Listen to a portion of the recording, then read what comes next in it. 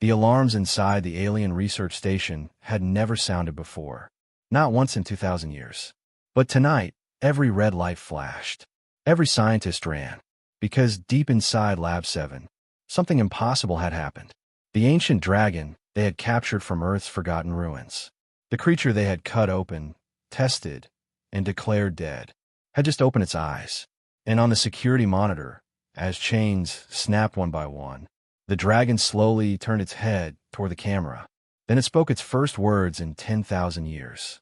"Where is the human?" The entire galaxy froze. Because no human had ever entered that lab. So how did it know? Far beyond the borders of Earth, beyond the reach of human eyes, there existed an empire feared across the stars. The Zyrex Empire. They ruled hundreds of star systems with cold power and endless hunger for control. Their fleets darkened skies. Their armies crushed planets. And their scientists searched every corner of the galaxy for one thing. A weapon powerful enough to make resistance impossible. For centuries, they had tested creatures from distant worlds. Some were massive, some deadly, some strange beyond imagination. But none were enough. Commander Zyrex wanted more. He wanted something that could make the galaxy kneel forever. Then they found it. Buried beneath Earth's oldest mountain range. Hidden miles below solid stone. A chamber so ancient that even the Empire's oldest records held no mention of it. The Discovery team had expected ruins. Maybe lost human artifacts. Instead, they found something no scanner could explain. The chamber was enormous. Its walls carved from black crystal that seemed to drink in every trace of light. Strange glowing symbols stretched from floor to ceiling. Symbols no alien database could translate. At the center of the chamber lay the creature. At first, the explorers thought it was part of the mountain itself. A giant shape of dark stone resting in silence. But as their lights moved across it, they realized the truth. Scales. Huge black scales. Smooth as polished obsidian. Each one larger than a soldier. Its body stretched across the chamber longer than a battleship. Folded wings rested against its sides like collapsed walls. Its claws alone could crush entire ships. And its head, its massive horned head, rested motionless against the ancient floor. Its eyes were shut, its chest still.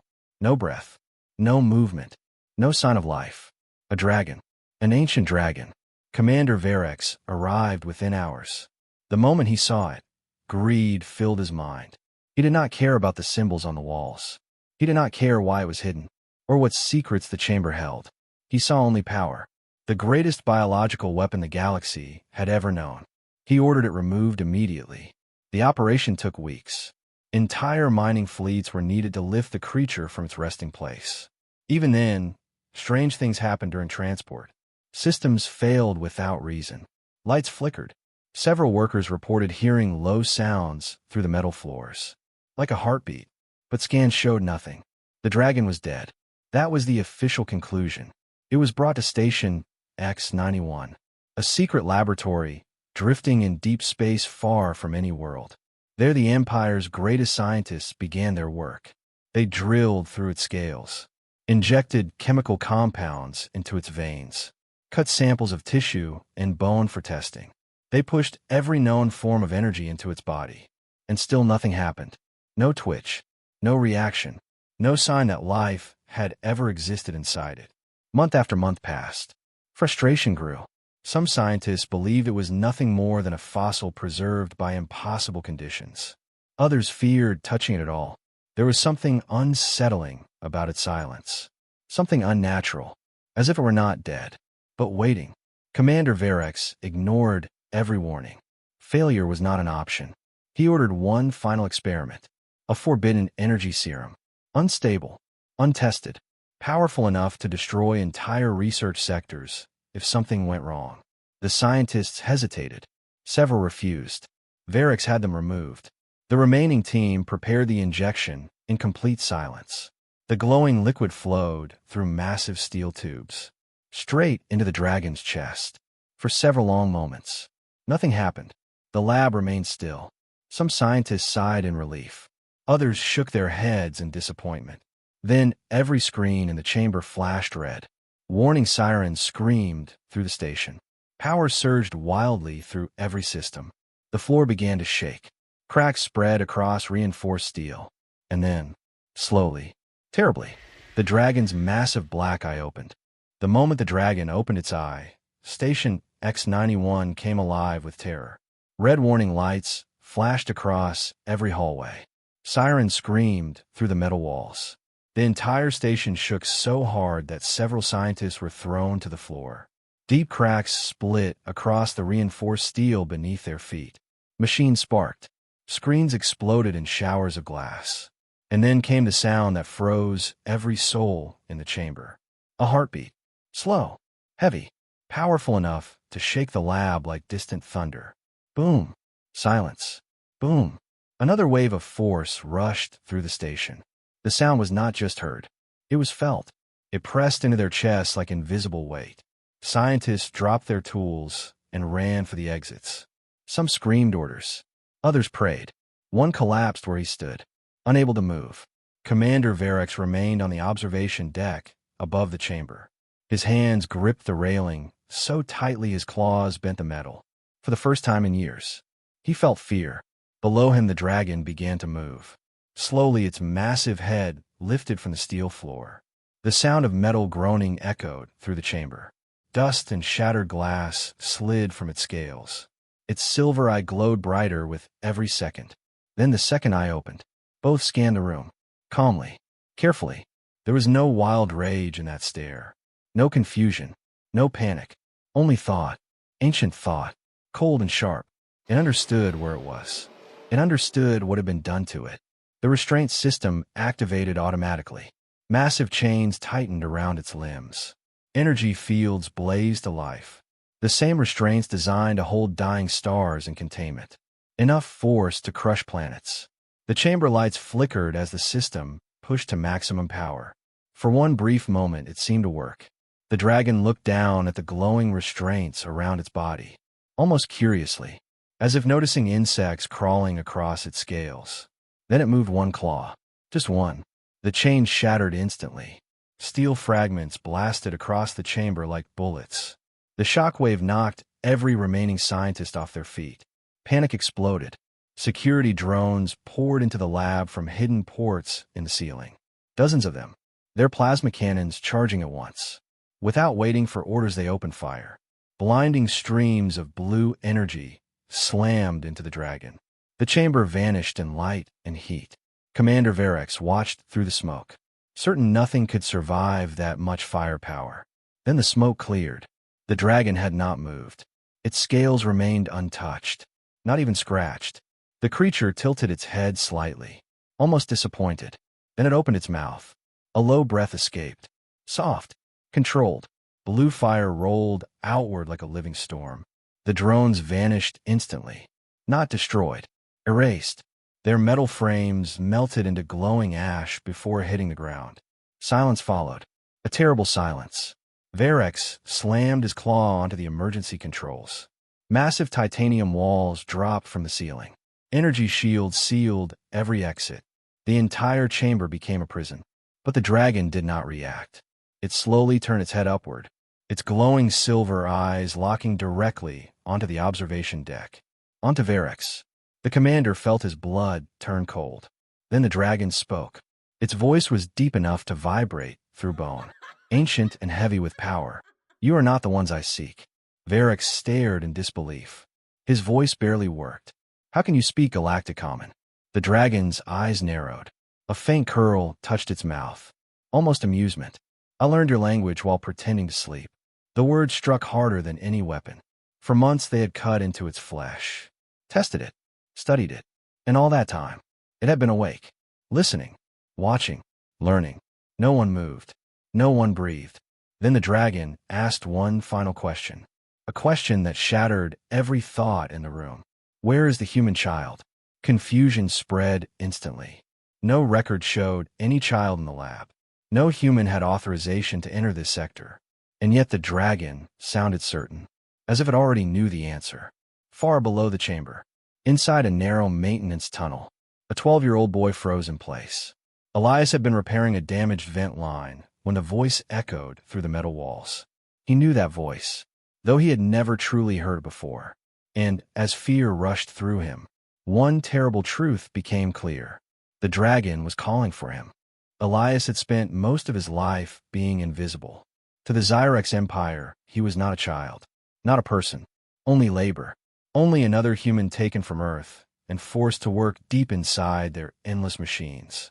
He cleaned their halls, fixed broken systems, crawled through narrow vents no alien body could fit through, day after day, without thanks, without notice, without hope.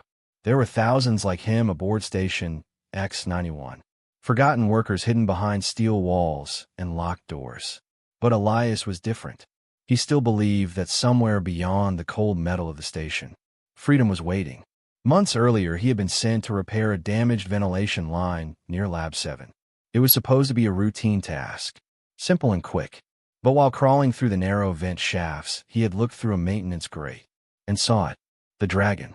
Even then, it had been massive, its black scales glowing faintly under the lab lights, its body bound by giant restraints, its head resting low, silent and still. The scientists moved around it like insects around a mountain, cutting into its scales, injecting glowing chemicals into its flesh, running endless tests.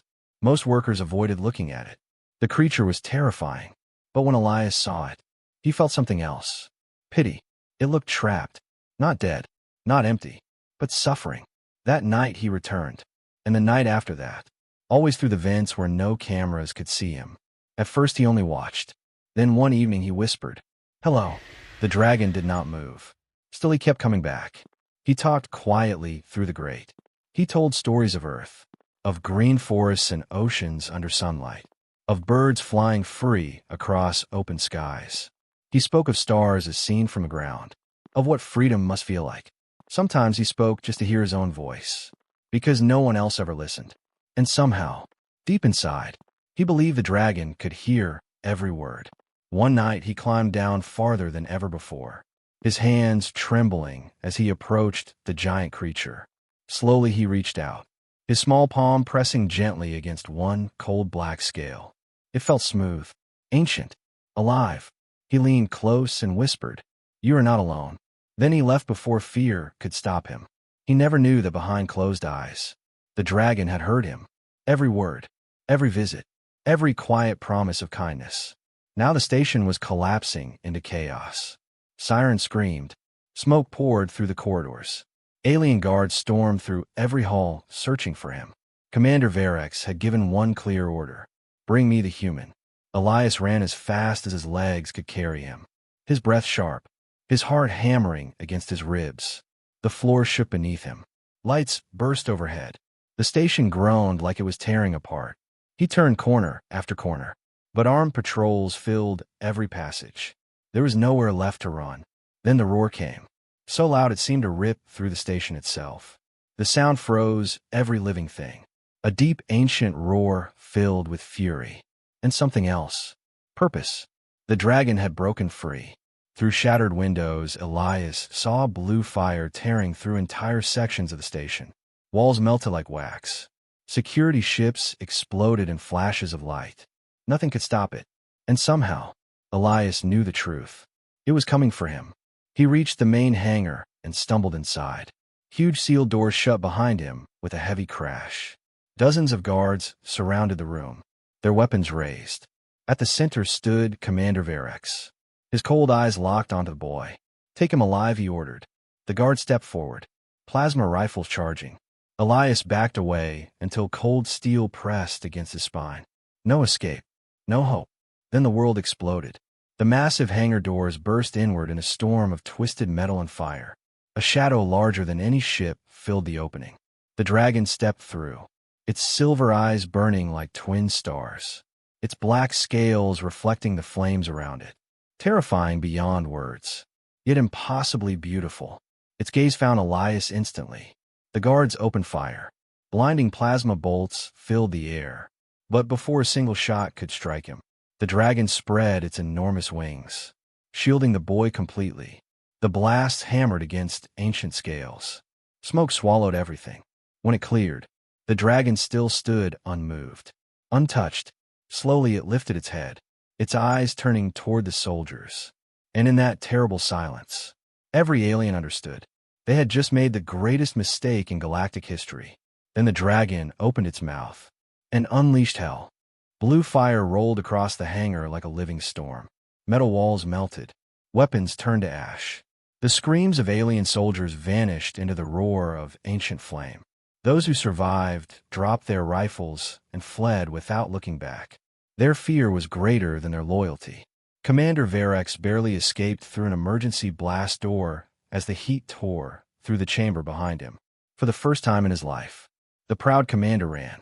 Inside the ruined hangar, silence slowly returned. Flames danced across broken steel. Smoke curled toward the shattered ceiling. And in the center of it all stood Elias. Small, trembling, his chest rising and falling as he stared at the giant creature before him.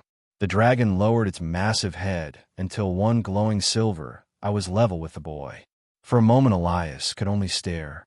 The power in that ancient face should have terrified him. But instead, he felt something strange. Safety. Then the dragon spoke. Its deep voice no longer thundered with rage. Now it was calm, almost gentle. "Thank you, little human." Elias blinked in confusion. His voice shook as he answered. "You know me." The dragon gave a slow nod. "I know your voice. I know your kindness. And I know the words you spoke when all others brought pain." Elias felt his breath catch. The nights he had spent whispering through the darkness. The stories. The quiet promises. The dragon had heard all of it. Slowly the creature drew itself taller, its wings folding against its sides. "I am Kaeldar, last guardian of Earth." The name seemed to vibrate through the ruined chamber like ancient thunder. Elias had never heard it before, yet somehow it felt familiar, as if buried deep inside human memory. Kaeldar's silver eyes grew distant, and then he began to speak of truths long forgotten. Thousands of years ago, before human history had even begun, dragons ruled the skies of Earth, not as conquerors, but as protectors. They guided humanity in its earliest days, taught them fire, shelter, wisdom, and when alien empires first reached Earth seeking conquest, it was dragons who drove them back into the stars. For centuries they defended the planet, until a darkness older than galaxies emerged, a cosmic horror born before stars themselves, a force that consumed worlds and erased civilizations. To stop it, the dragons made their final sacrifice. They sealed the horror beneath Earth, binding it with ancient power. Kaeldar entered deep sleep as the final guardian. His duty was to remain forever, watching, waiting, ensuring the prison never broke. Until the Zyrex came. Their greed had shattered what should never have been touched.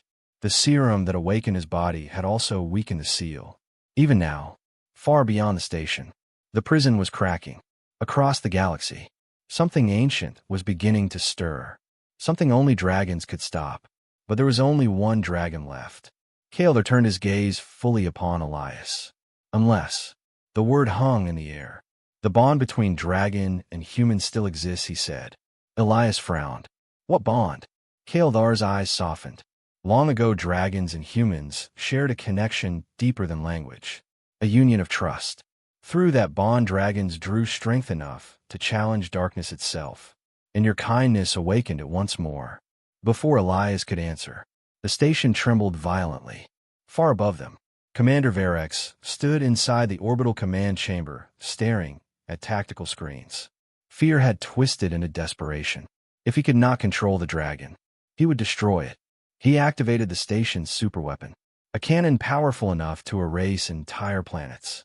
Energy surged through the station as the weapon charged. Kaeldar lifted his head sharply, his eyes narrowing. He could feel it, the building power, the countdown to destruction. There was no time left. He turned back to Elias. The silver glow in his eyes burned brighter. "Will you trust me?" The boy looked into those ancient eyes, and though every part of him trembled, he nodded. Without hesitation, Kaeldar lowered his great head until it touched the floor before him. Then climb on, and together, they would face the stars.